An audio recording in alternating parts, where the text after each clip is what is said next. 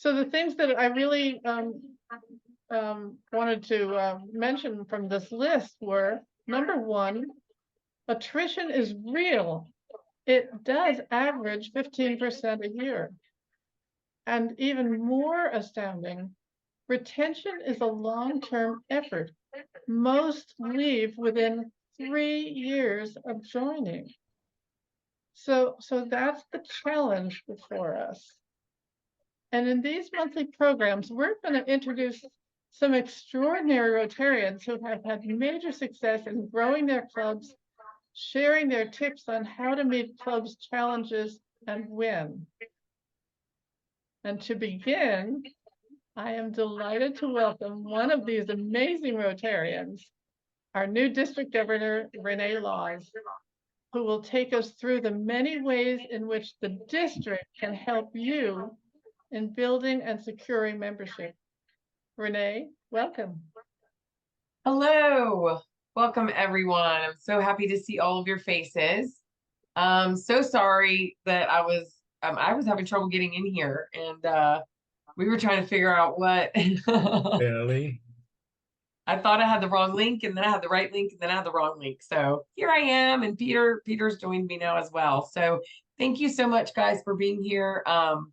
I'm really happy that Eileen gave me this opportunity. And if we could just for a moment, take a brief second and give her a big round of applause for getting this together, for taking over as DMC, all of these things that she's doing. We're so fortunate to have such a great team with Eileen and Earl doing like such a great turnover with her, and our membership is in such great hands.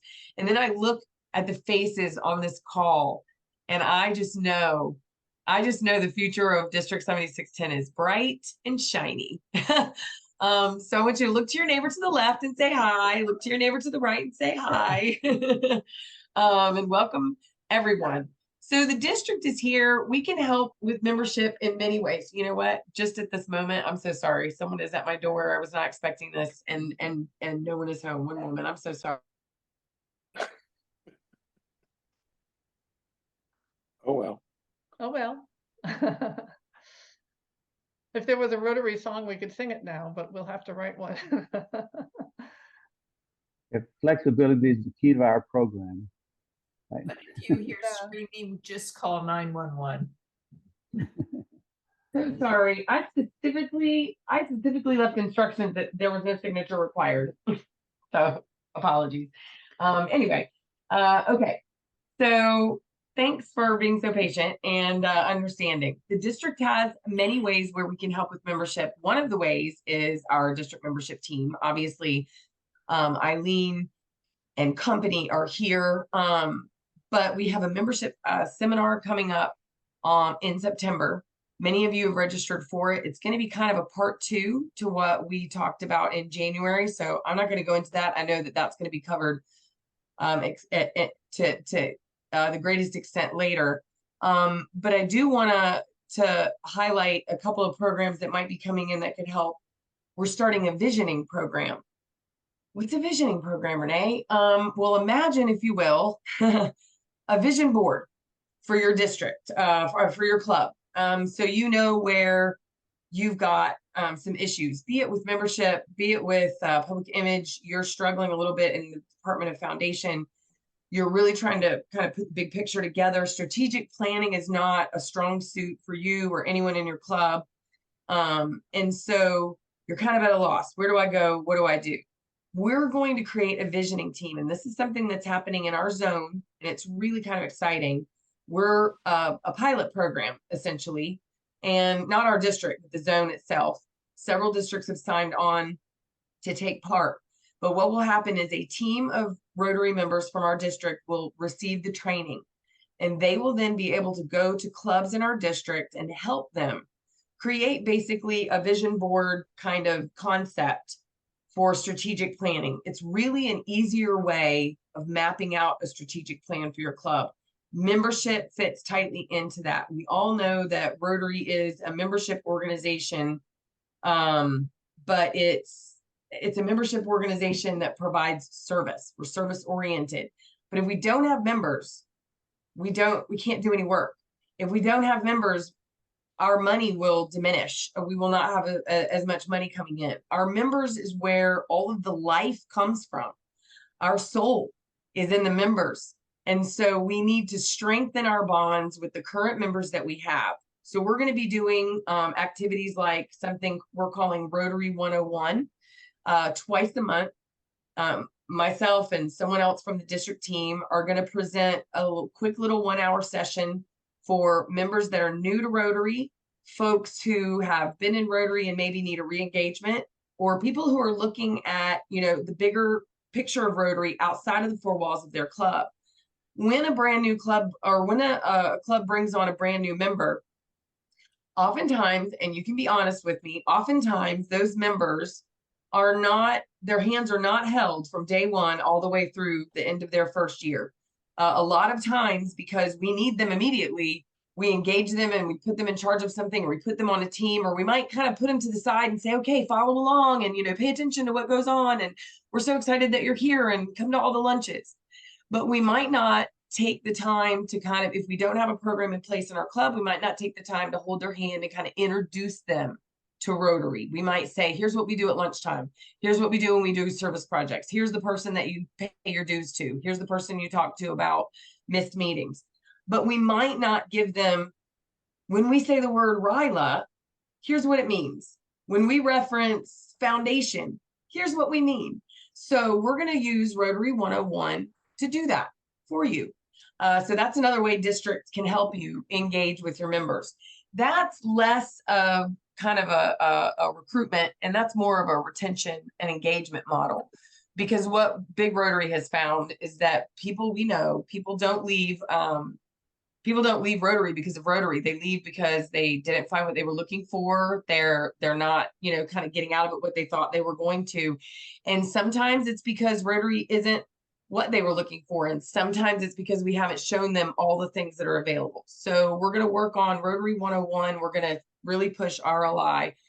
And we're going to start having more conversations about getting people involved in things maybe they haven't touched on before. So we're going to try to be introducing folks to new aspects of Rotary. And we might do that in the spring.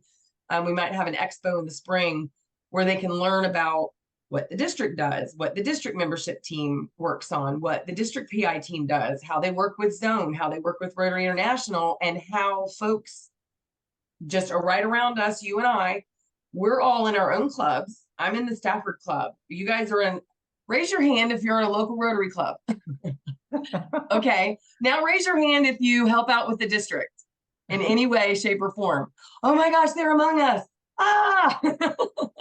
What we have to show our folks is that we are all the district. And I hate to use the term Borg because that's so science fiction and kind of a negative connotation.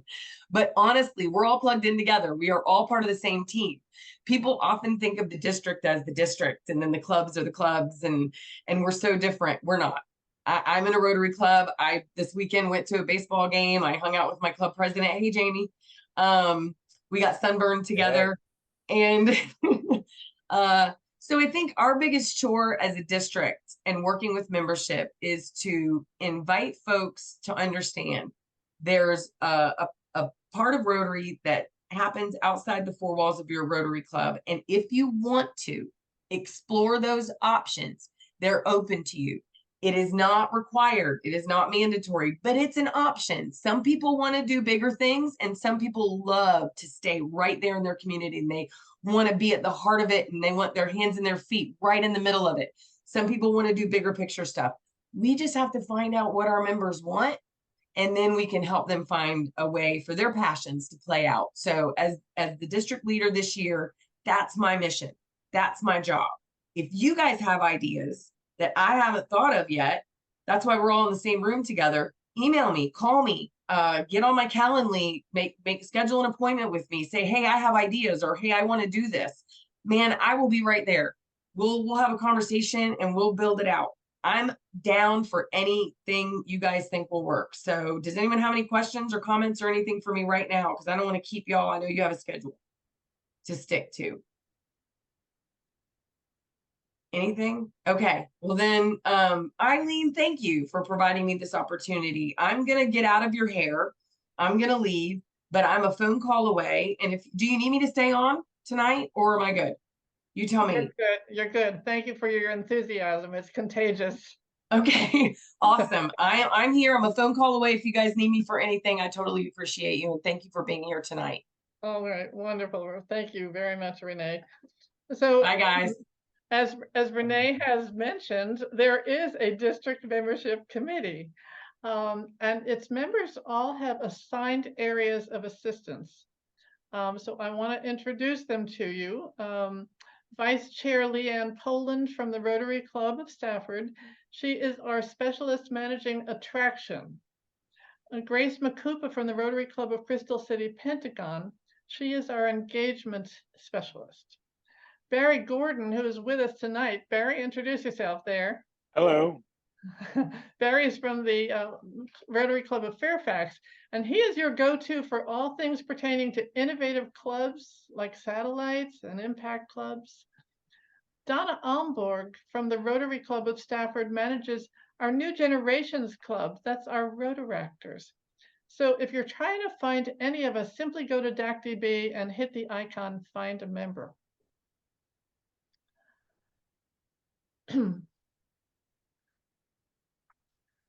Many of you membership chairs and presidents are new to your roles, and you will benefit from a wide support network comprising not only our district membership committee, but each other. So let's meet our new friends. I'm going to ask each of you to introduce yourselves, your name, your club, its location, and your role. Barry Barr, why don't you kick us off? Hey, good evening. I'm Barry from the Orange Club, and I am the membership chair and the PI. Have kind of two roles, and so that's and I'm really excited about this because we have a lot of new members, and we really need to have a Rotary 101 session to get them. I call them Rotarize as soon as possible. So they're great people. We just got to get them hooked into what Rotary is all about. So thank you. You bet. Barry? Sure. As Eileen said, I'm exploring different types of clubs with various clubs as they exist now. Maybe some are too small to be on their own and want to become satellite for other clubs. Other folks are looking for a new experience, and that's where the Impact Club model comes into play. But we are here to offer you alternatives that maybe you've not heard of before and would like to explore for your particular club. Thank you. And I see Grace. Grace, why don't you introduce yourself? Thank you, Barry.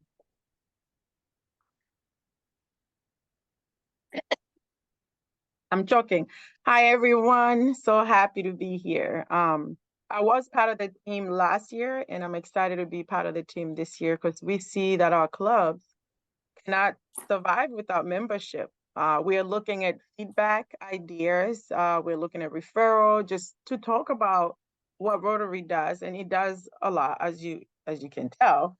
So we want to look into the participation rate in the future, communication, and mostly engagement. That's what I'm looking at, to gauge the frequency and quality of our communication, and also increase membership in different clubs.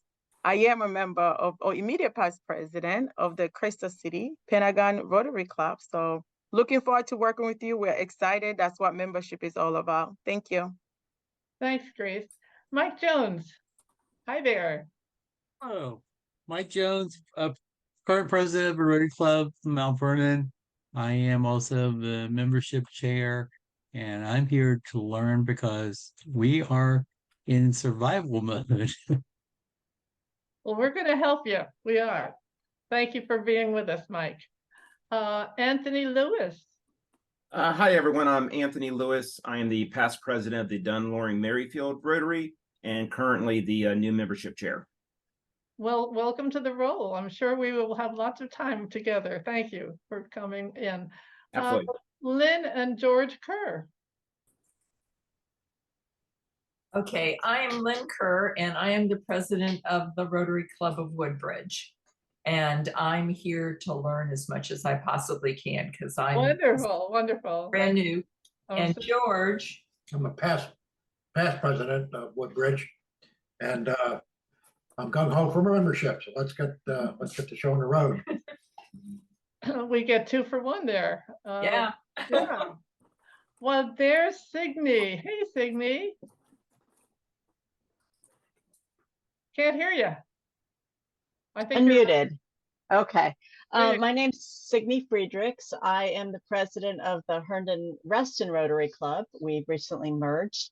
I have been a member of our club for over 10 years, and about 2 years ago, I formed the satellite club that we now have, and last year was asked to be president of the club this year. So we have been a very large club, and now we are snack sized, for lack of a better word. So we definitely need to expand. I've heard some really good ideas from other club presidents, and I'm eager to utilize them for my own club. So Thank you, Signe. James Larunas, hello. Howdy, I am the president of the Rotary Club of Stafford, so I'm just here to obviously get more information and maybe share some successes that we've had and support my folks that are here. Fantastic. Nice to have you. Shaquilla Precious? Yes, hi. My name is Shaquilla Hutchison. I am a member of the Stafford Rotary Club under Jamie. I am the president-elect and also membership co-chair and community service chair. So I'm excited about learning all things Rotary. So Wonderful. Nice to have you with us. I see Rich McCary. Hi, Rich. How are you? I'm good. How are you? Good, thank you. Tell us your Well, club. I'm assisting Georgia Graves, who is the membership chair of Dulles. Okay, very good. I know you both well. happy birthday, Rich. Thank you. And one of my favorite people, because she's my own club's president, Connie Sawtell. Hi, Connie. Hi, this is Connie Sawtell, and as Eileen said, I'm president this year of Great Falls in Virginia, not Montana. And I just wanted to listen to Eileen and give her support tonight. So let's go on with the show. Thanks, Connie. Nancy.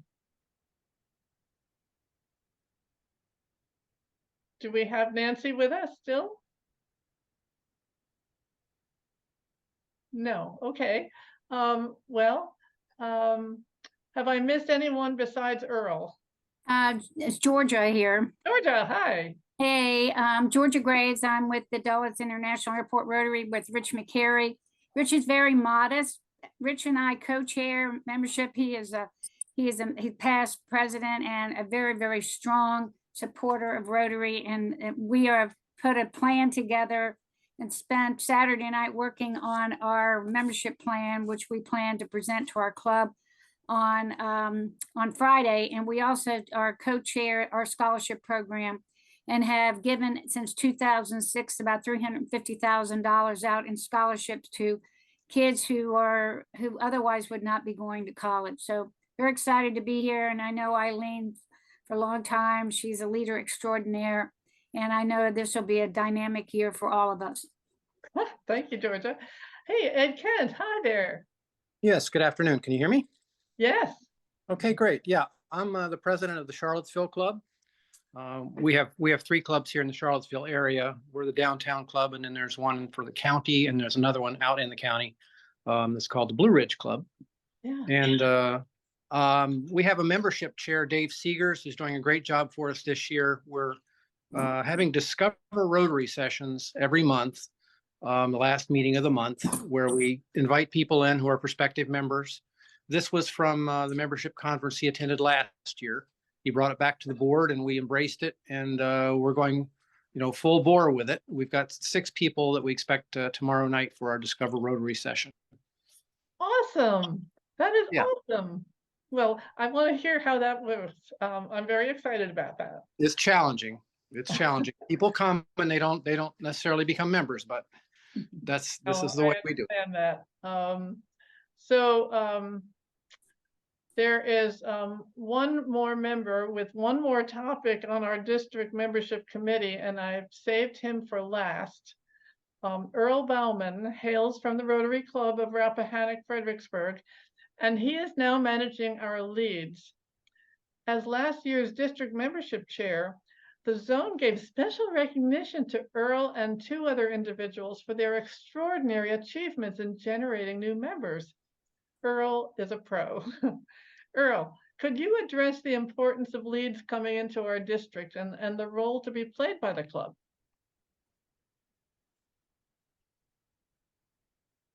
Earl, I think you're muted.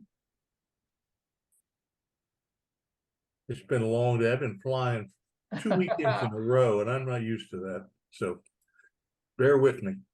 No problem. So the important thing to remember about membership leads and what makes them so special is these are people that have made up their own mind. They're interested in Rotary, and they have taken the time to do something about that and sit down and fill out the form and tell somebody that they're interested in Rotary. About the most important thing we can do about that is to make sure that they get a response.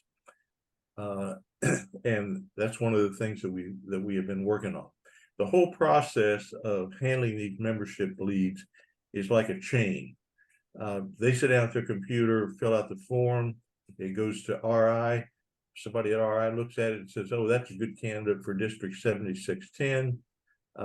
There's lots of little steps along the way, but it comes into 7610. Somebody there looks at it, hopefully calls the person and says, and determines what club they're interested in.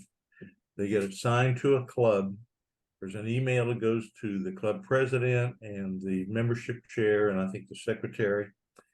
And then the secretary or the membership chair contacts that person, and we finally resolve the whole thing. Either they become a member of the club, or we determine now they're not really interested and so forth. And so you can see that if one of those links in that chain gets broken, then we're not really bringing those people along and getting any resolution of the thing. So what we have discovered is we're getting to the point where they're assigned to the club, and the email goes out, and for whatever reason, people are busy. They don't necessarily get the response from the membership chairs or from the club presidents and so forth. So that's one of the things that we're going to work with, is getting somebody to work with your membership chairs. Say, hey, here's a new lead that just came in, and they're really interested in your club, and work together to keep that ball moving, get it resolved, and get some feedback back into RI and said, hey, here's somebody that started out as a membership lead, and we just signed him up into whatever club. So my club has had good experience with that over the last year. I think we had 5 membership leads that we processed, and 4 of them actually became members. So it is a process that does work, and you'll be hearing more from us about what happens when you get one of these leads and how best to handle it and so forth.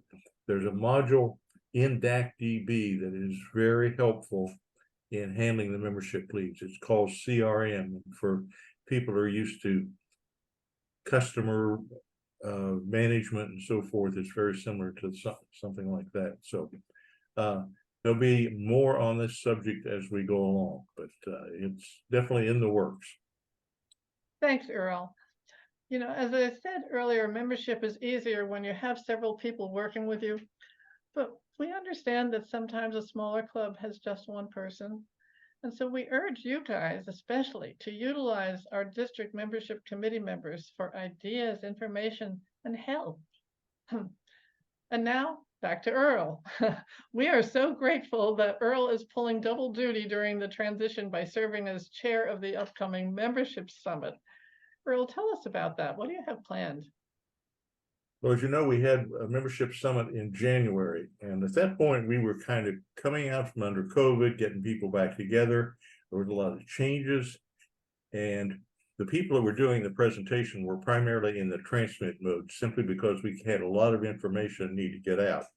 This time around, we're going to be more interactive and have some conversations with folks like you that have got a lot of, I'm sure, a lot of feedback that we need to hear. So the really good news is this time around we have Patrick Eakes, who is the Rotary International Director-elect for Zone 3334. So Patrick has been kind enough to come and speak to us.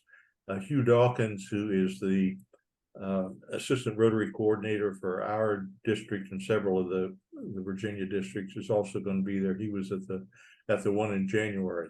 But we're going to have some interactive things. We're going to have some case studies. We're going to have a panel I've talked to some of you about and so forth. So it's going to be a different experience, and the location is also going to be kind of unique. We're doing it right in downtown Fredericksburg. We found a suitable place at the Presbyterian Church right in downtown Fredericksburg here that's got a relatively new fellowship hall that will meet our needs, and so it's going to be a different venue for us also. So we're looking forward to seeing as many as possible. We've still got a lot of room for people to sign up, so we're getting close to the cutoff of the registration, so we can get all of the catering and so forth planned. So I urge you, if you're interested in going, sign up yourself and bring your friends and fellow Rotarians along. So, and I'll be glad to answer any questions you got. Thanks, Earl. Why don't we just open it right now? Are there questions? I did have a question about the Rotary leads. Where are they received? Pardon me? Where are the Rotary leads received? After we go through the whole process and they get assigned to a club, the club president, membership chair, and the secretary will get an email message from RI. Okay. And what we're trying to do is set up a thing where, in addition to that, you're going to get a phone call from somebody on the committee that says, "Hey, you just got a new membership lead, and I've talked to the person, and this is what they're looking for." So okay, get some of that communication going. All right, thanks. Anyone else? Okay, well, thanks, Earl. I hope that I can meet you at the upcoming membership summit, Saturday, September 9th. You know, it only happens once a year now, and it's all about membership. So this is it for the next 12 months. If you haven't already done so, please register on DACDB through the calendar icon. Oh, and you might want to explore the pre-event on Friday with me and several others. Renee and Sheila and other nice people are going to be there. We're going to all break bread together, and we're going to enjoy a trolley tour to see Fredericksburg's historic sites and visit its museums. So it'll be lots of fun and good for building new friendships. Okay. Can I put in a quick plug there? Yeah. Having been a resident of Fredericksburg since like 1985, I've come to know the area and all of the goings on and the things that have gone on here. And I think a lot of time people think of Fredericksburg and they think immediately of the Civil War, which was very important. I mean, I live within about a block of where the big battle was in 1862, but there's so much other stuff. You know, George Washington lived just across the river. His mother has a place that is still here that was in town. His sister built Kenmore in 1775, which still stands. Very historic place and a lot to see and do. So if you can come on Friday, I think you will enjoy it. Thanks, Earl. Thank you. All right. So let's move now to some focused chat about building membership. I've discovered that when faced with a new task, the smart thing to do is to learn the necessary steps to successfully complete the job, right? Well, it's the same with growing membership in an organization. Since many of you are new to your positions, we want to make sure you have the basics covered. And I recommend that you take some notes on the next few items. Number one, first, you must be registered on the DACDB website. It requires your Rotary username and a 12-character password. I think most of you have it, but if you don't, you can set it up there. Second, the president and the membership chair must have agreed on the number of people you plan to recruit in this new Rotary year. And with both of those tasks completed, you are ready to set your membership goal. This is important. So on the top bar of DACDB, hit the tab marked District. And from the field of icons now pulled up, hit the Membership Success Center icon, and then the Continue tab. You are now at the Membership Goals page for your club. Well, this page is really rich with content that you need to know. It includes the number of members at the start of this new year, your club's average attraction and attrition rates, and your club's average net gain or loss rate. Plug in your net new member goal. There are several wonderful links off of this page. There is a membership goals worksheet that you can download.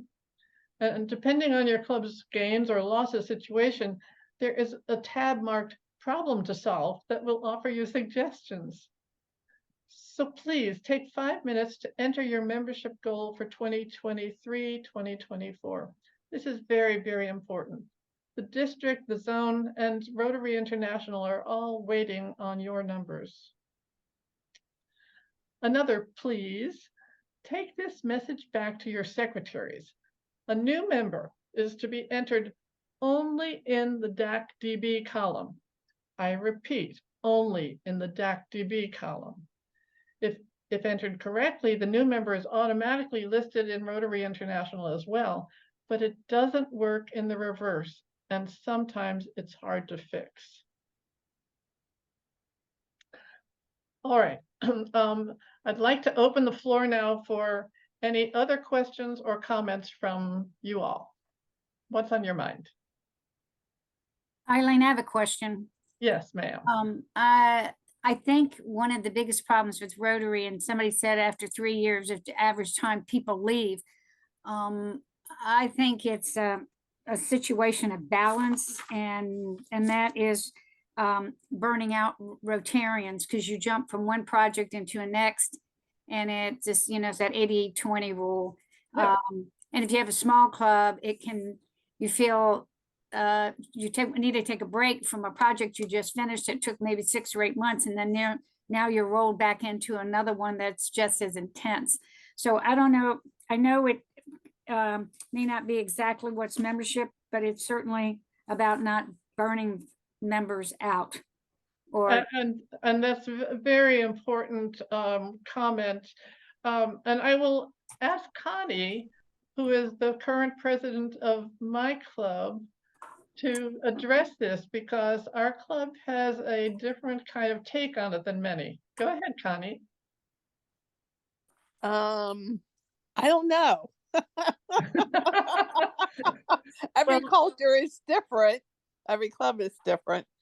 So how do you get people to do a break? Is that what you're saying?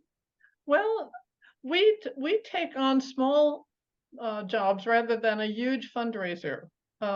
And that seems to be working for our club. We're not stressing our members with something huge. We used to, but at this time, we have about 4 or 5 small service projects. Is that right? Well, what we're actually doing is on the service projects. Okay. Ours are all pretty simple. Right. And the other thing is right now is we're a little bit ahead of schedule from last year, but the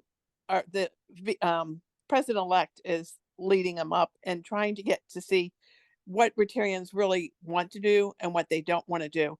Yeah. And so really our service projects are in 3 levels. One where basically the club is behind it. For example, this district grant. There's about maybe 3 or 4. Then we have some that we say, hey, these are opportunities if you want to volunteer, but we really don't need anyone. The lead is only a liaison giving information back and forth from where we're doing this thing. And then the third one is we decided we do not need to recreate the wheel. There's a lot of nonprofits that need help. Rotarians are known to be workers and volunteers. Is we're also just going to piggyback on some other people if they've already got things going. For example, it's like the Friends of your Library. They have a book sale. We can just show up and volunteer that day. We don't have to do all the lead work. And then we're still getting service hours. So there's like 3 levels of projects. And on fundraising, when Eileen's talking about, right now we have 2 that we're raising funds, but it's not directly for us. It's for 2 other nonprofits. And we still need to go back to one where the community will be funding it. And I think that's what we'll limit ourselves to. And we also take part of the summer off, by the way. So we're on vacation this week and next week. Yeah, that's right. Anybody else want to contribute? Because this is an important topic, and we're going to address service in a big way in one of our upcoming programs. In fact, I think we'll start off the next program with that. But go ahead. Somebody want to contribute? Yeah, I have a question. Could you explain a little bit more about that second level, about the opportunities? Where do they originate from? Are these from ongoing projects you had from before, or do you canvass the membership to find out what their passions are, or do you look for brand new things? What happens? Well, I'll give you a perfect example. I personally, for 7 years, have been volunteering with Cornerstone with their after school program at their Herndon location. They're really desperate for volunteers, but I know all people don't like working with children. So we put it out there. And if I actually during COVID, we got 2 that came on, and they did it while we were doing it virtually. And what's interesting is there's a family day, and those 2 people couldn't continue once the virtual went off. So we just listed out there as an opportunity to help. The other thing is we've got some Rotarians who are running major events in Great Falls, and they don't have volunteers in that group. So we put it out there. If anybody can help him with that event, then that's what we do. It's just like partnershiping. We're not in competition with the other nonprofits. We're there to help them, which of course we're waiting for them to help us too when we need them. It is a 2-way street. Yes. Yeah. So it's, and the other one is like for the library, they have book sale. So we can donate books and we can just go work. So it's, like we have a new member who said he wanted to drive seniors or pick up groceries or whatever. We're not going to have a special project for that, but I will put him in contact with another group that Herndon and Great Falls is close together. If any of you guys don't know, up here in Northern Virginia, it's a Herndon Village Network group, and that's what they do. So we don't need to recreate it, but if that's his real passion, and we have a special on the DACDB app, a new service category that we call your personal service or something like that. So if they do something, we're going to count their hours and log them in there.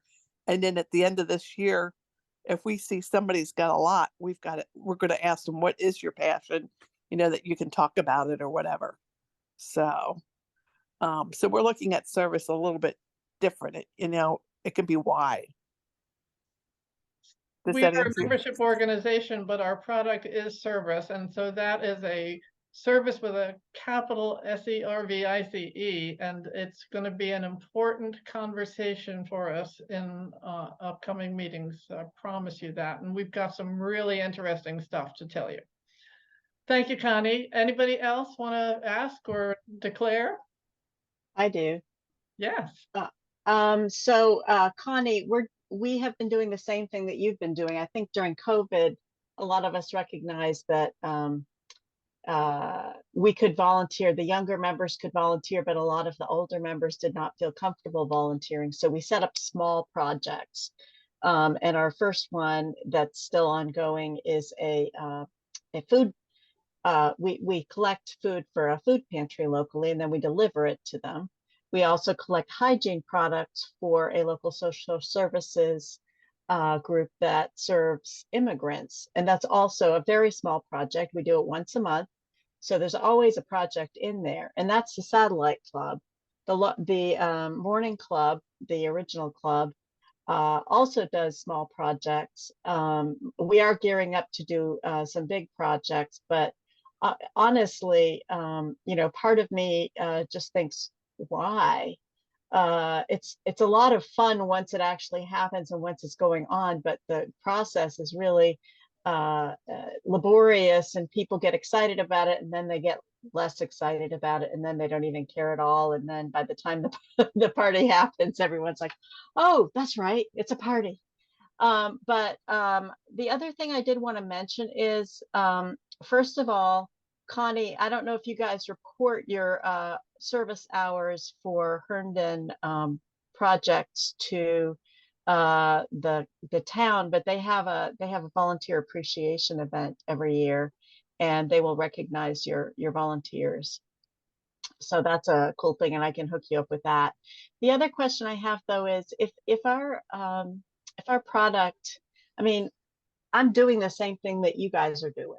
We're volunteering for other nonprofits. We're raising money for other nonprofits. It makes us feel good. It helps them.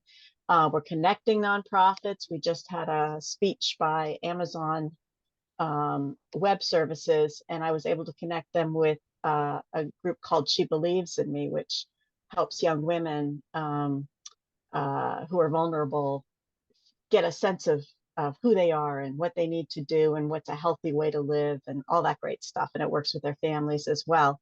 So that was really satisfying. But in a sense, are we our own club, or are we part of other? It feels very weird to be the volunteer for other clubs, even though it also feels really natural. So I have this conflict. I don't know if anybody else feels it, or if you think that's just silly. I have an opinion on that, and I think that every Rotarian is an explorer going out into the world we live in, and with their Rotarian hat on, they may be doing a club project or meeting a need wherever they find it, and it's all good. I know it's all good. I think it's all good. But my question, I guess, where I'm going with this is, why are they a Rotarian? Why aren't they volunteer with Herndon Village Network? Well, because we have I'd like to answer that. Projects. Yeah, go ahead, Barry. The DAC-DB folks have a separate app, which costs a few dollars a year per club, called Ignite.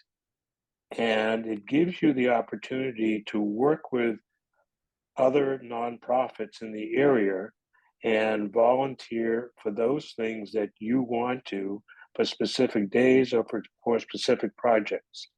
And what's nice about it is that everybody gets to see what you're doing, and it stimulates interest in Rotary.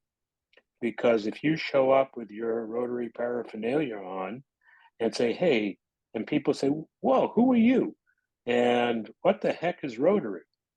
And rather than thinking that you're just supporting them, you're really telling them there's this great organization out there that's the worst publicized large organization in the world, and tells people why you do what you're doing. So they might see you doing something for Herndon Village, they might see you doing for another nonprofit, for a church group, etc. But somebody is always out there doing those things. And I think that's the important part, Signe. Thank you both. I think that's very helpful. What was the name of that app? The DAC Ignite. Ignite, Ignite. IGNITE.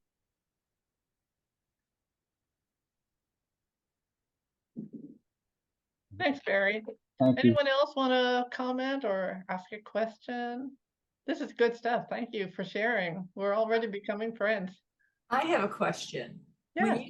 When the clubs out there collect food or collect hygiene products or whatever you do, does it come from your members or do you go to other people to collect it? How are you doing that? If I could answer that one, we bring it out to our members, but we also are connected with so many people in our community. So I send it to our elected officials. I send it to, our announcement. I put it on Facebook. Probably half of you all have seen it on my Facebook page. This month, we're actually also collecting books for Dogwood Elementary School, which has a great need. So I'm trying to figure out how to get the Rotary message out there, and I do have some stickers that I'm putting on all the bags as I donate them that say, donated by Rotary. But yeah, it goes out to everybody, and that's another important thing. We have a lot of people who don't join Rotary because they don't want to join, they don't want to feel obligated, and they don't want to spend the money. But whenever we call on them, they come out and help us with our project. So we call them Friends of Rotary.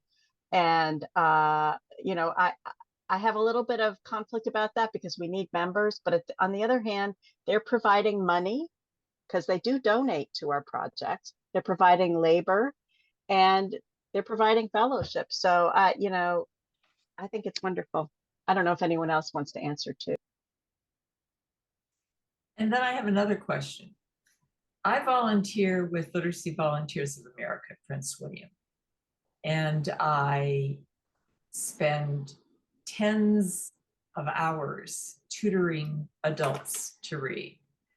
And so my question is, and I always wear my Rotary pin because my husband, when he was the Rotary president, said, always wear your Rotary pin wherever you go. Amen, amen. So, and I do tell my students that I'm a member of Rotary and things like that because they ask. So are those hours I should be tallying for all? Okay, I'm getting a head shake. All right. Yeah. I've been I bad. have a fun story to tell you about wearing Rotary paraphernalia. I was on a trip to Southeast Asia in February. I was in Laos having breakfast at my outdoor lovely sanctuary hotel, and I was wearing my Rotary shirt, and this man came along and tapped me on the shoulder, and I looked up and he said, "You are a Rotarian?" And I said, "Yes." He said, "I am a Rotarian too. I am from Berlin." I thought, wow, the power of the pin or the shirt or whatever, but they do get noticed. Yes, they do. So keep wearing your pinlet. All right. Well, let's find some wrap up here. Thank you for your input. Tonight, we dealt with the big picture and emphasized the basics of membership. And future programs will get more specific as we drill down on techniques and opportunities. But right now, I want to remind you of the desired actions stemming from this session. Make sure you're registered in DACDB.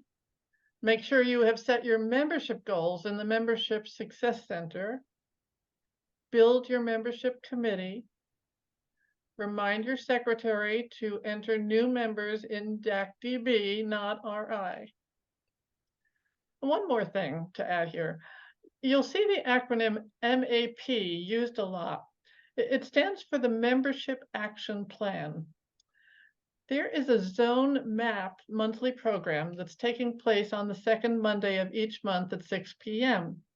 Zone Coordinator Terry Weaver concentrates on how to attract members. Our program is complementary but different. This program is specific to our district, relevant to our demographics, and using input from our own members. I recommend both programs to you.